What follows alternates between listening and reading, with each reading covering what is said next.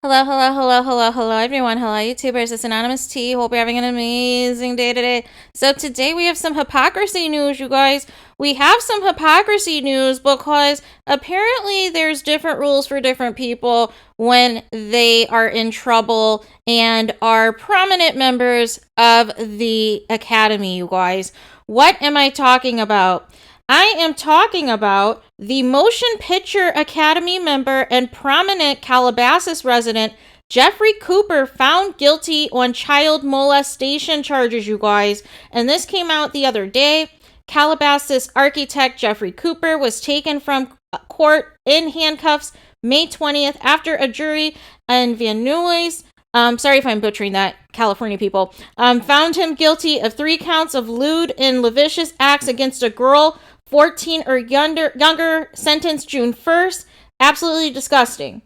Attorney Alan Jackson argued that his client, who has been free on bail since his arrest in 2018, should remain out of custody, but Los Angeles County Superior Court Judge Alan Schneider denied the request and remanded Cooper to county jail.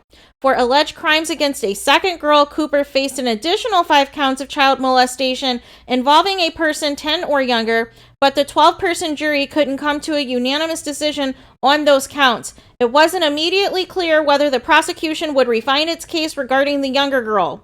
According to Deputy District Attorney Jessica Kornstadt, Cooper molested the older victim between 2006 and 2007 and the younger one between 2002 and 2016. Oh no, I'm sorry, not 2002, 2012 and 2016. After the verdict was read, the girl's attorney, David Ring, told the Acorn, "These families have been through 4 years of hell. This was one of the most egregious and aggressive defenses I've ever seen. While there's disappointment regarding the hung jury, both families have the satisfaction of knowing Cooper is off the streets. He was handcuffed and remanded to jail right then and there." The Ring of LA long form Taylor and Ring said the jury in the child molestation trial against the prominent Calabasas community leader began deliberations on May 18th. At the heart of the case against the co-founder of the Calabasas Shul, a former member of the City of Calabasas Architectural Review Panel, and a current member of the Academy of Motion and Pictures of Arts and Sciences, where Will Smith was just banned from 10 years from, recognized for contributions to acoustics and theater design, were allegations of sexual acts at his home with 2 underage girls.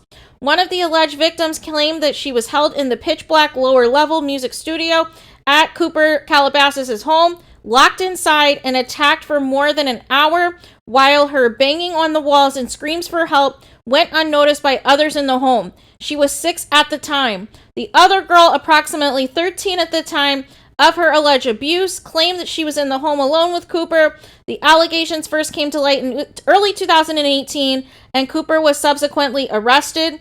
A grand jury indicted him on 8 felony counts. Cooper maintained his innocence. Closing arguments took place on May 17th in the Van Nuys courthouse, with Kronstadt telling jurors that Cooper colluded with his wife, his son, and a friend and a handyman to paint himself as an innocent man and to keep himself out of jail. Cooper's wife, Shelley Cooper, testified she knew what previous witnesses had said thanks to reports from their son, Ben Cooper, who was in court daily. That said, Kornstadt violates an order that witnesses who are barred from court before they even testify not be privy to what others have said. The friend, Kornstadt said, was essentially a paid-off witness, having once received from Cooper $15,000 for a guitar. As for the handyman, not only did Cooper pay him thousands of dollars for some commercial doors years ago, he also paid him to check the locks on the studio doors the alleged victim said she couldn't open, and then check them again. The day before he took the stand to talk about his work, on both occasions he showed an adult could turn the knobs with 2 fingers. Together, Kornstadt said these events indicate a collaboration, coordinated, and a collusion at keeping the defendant out of jail. The younger victim, the prosecutor said, has trouble with men and struggles to say the word vagina because of the alleged abuse. They are still haunted by the memory of the abuse that this man has inflicted upon them, argued Kornstadt. Defense attorney Jackson, a former assistant head deputy for the Major Crimes Division at the Los Angeles County District Attorney's Office, whose clients have also included Hollywood elites, he had defended Kevin Spacey in a sexual assault case in Massachusetts. NBA stars and foreign royals also alleged collusion, but on the part of the victims and their families. He argued that the allegations were false and dangerous from people with, quote, an agenda and a history of making false claims. The younger victim, now 16, was first to claim abuse on April 1st, 2018, more than 5 years after the acts allegedly occurred. Cooper was friendly to her mother and grandparents and had the family over frequently. For several months in late 2017, he even rented to the family for $18,000 per month one of his homes after there suffered water damage. Regarding the 16-year-old's claims, Jackson portrayed her as a young woman coaxed and poked and prodded by a mother who admitted on the witness stand in the Cooper trial, making up allegations of abuse by the girl's father in the couple's earlier divorce proceedings. Regarding Cooper, neither alleged victim Jackson told the jury could cite specific times or dates, yet they told similar tales. That argued Jackson is because, as phone records show, there were numerous calls between the families who before the arrest didn't know each other. So it came to be that 8 days after the first claims, the older of the two victims, an aspiring actor, made claims of her own, and there were more indications of collusion, Jackson said. In one text, the girl's mother tells her they need to talk so we can have the same story for the detective. Jackson argued that the girl had an ulterior motive to make claims against somebody high in Hollywood circles, such as Jeffrey Cooper. Jackson also presented a text in court that supposedly proved collusion between the girl and her father. The comments regarding the text are totally salacious and false. The father, who requested anonymity, told the A-Court, "Voices is silence." Pointing to Cooper, Cornestat told the 7 men and 5 women of the jury, "These girls' voices were silenced by this man. No more." According to the U.S. Department of Justice, prosecuting sexual child abuse cases are notoriously difficult. Medical evidence is available in less than 5% of reported cases, and prosecutors often must rely on the testimony of a child. And a child or an adult who claims to have been abused as a child is generally viewed as a sympathetic witness. In the Cooper trial, there was no DNA evidence, no physical evidence, no eyewitnesses to any alleged crimes. But there was something that set it apart from other such cases: a defendant willing to testify on his own behalf. Just as Cooper's wife wrapped up her testimony, Cooper's attorney notified Judge Schneider that Cooper wanted to take the stand. Schneider admonished, Cooper in that doing so, he was giving up some of the important constitutional rights. Cooper confidently replied he understood. At times, confident, humble, humorous, and unafraid to challenge the prosecution assertion, which he disagreed. Cornestat called it being evasive. Cooper spent roughly an hour on the stand fighting for his reputation as a community leader, father, husband, and renowned sound studio architect with A-list clients, all of which were taken away overnight, he said, because of the allegations. That never happened, he replied, when Jackson asked about the alleged crimes. Nothing remotely like that ever happened. When the girls were in his home for Jewish events, barbecues, birthday parties, and other occasions, Cooper testified there were multiple adults around at all times, including parents, and in the case of the younger girl, her grandparents, who were longtime friends of the Coopers. The younger girl, said by Cooper, was never at my home alone. Asked by his attorney how it felt to be accused such of heinous acts, the Cooper said, "The words are hard to find. It has been a living hell." As word of the verdict spread, James, a former assistant LA County District Attorney and current member of the Calabasas City Council, said, "It appears that justice has been served to this case. There are serious charges, and having been duly convicted, the defendant must now be punished for his outrageous conduct," you guys. So there is that from the Acorn. And I just want to say, this story, you guys, was buried. This story was absolutely buried, you guys.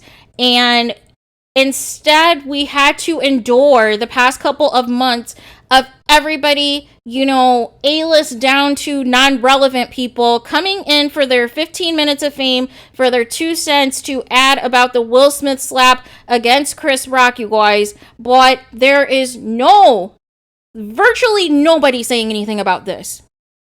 Not asking for Jeffrey Cooper to be banned from the Academy. No asking for Jeffrey Cooper to lose any roles or positions that he has. And he arrogantly took the stand. And this is what happens with rich people, you guys. They think that they can beat the system. And they think by them getting on the stand, even if there's overwhelming evidence against them, that they should get on the stand to, quote, save their reputation, you guys. Because that's what they care about. They care about how things are perceived, not whether or not they actually did something wrong. Make that make sense, you guys. Make that make sense. But you guys are talking about how you guys, you don't like violence. Some people are still saying that they're traumatized from the Oscar slap, but none of you are traumatized from the black people that were just killed. None of that. I didn't hear anything about people being upset or traumatized and upset about violence and everything else about the 10 black people that were just murdered. Where was that energy? If you are so against violence, and this is what I mean, it was never about violence. It was never about, whatever took place, right? It had nothing to do with that. Here was what it was about, right? It was about they are on our Oscars platform acting blah, blah, blah, blah, blah. We don't want them there anymore. We want them out of the way so that we can go back to how things were. And so this fake outrage that people had was just so that it could ensure that Will Smith got banned. But as you can see, these people do not care about somebody being convicted of child molestation, you guys. Where is the outrage of somebody of your own peers in the academy getting convicted on child molestation charges? Where is that outrage? That somebody's daughters are being inappropriately touched and everything. Seriously, do we have to go down this road to where you guys wanted Will Smith exiled? But you guys are mute on Jeffrey Cooper. And this is why I am here, you guys. This is why I am here, because we need to bring these stories to light and we need people to keep the same energy. If you are going to be upset about the slap, why are you not upset about child molestation charges?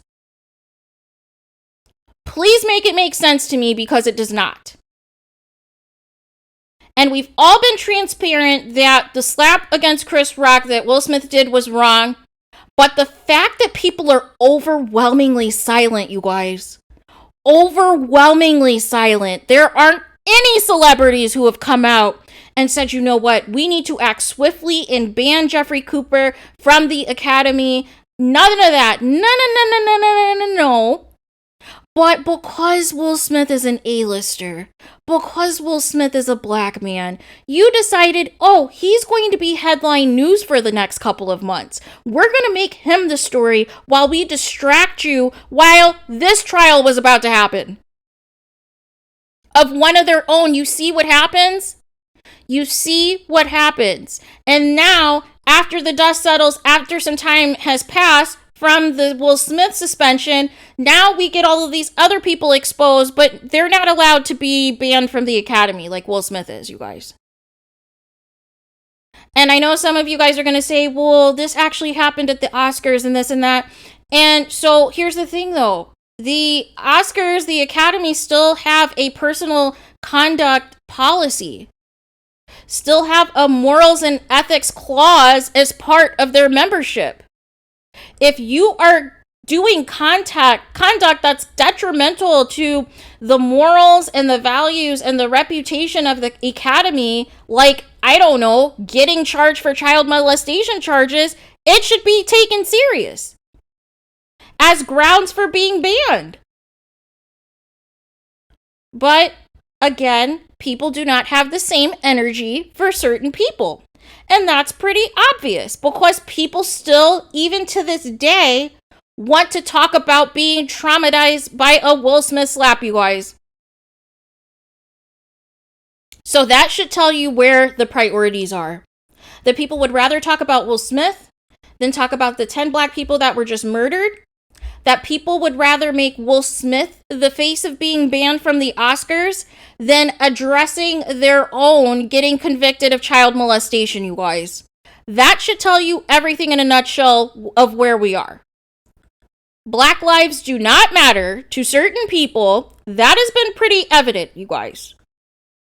They're not outraged about violence. They're not outraged about people breaking the law, because if it's their own, they remain quiet. And that is that. Please let me know your guys' thoughts in the comments. Please do not forget to like, comment, and subscribe. Hit the notification bell so you're notified the moment I post new content on my channel. And with that being said, I'll talk to you guys again very soon.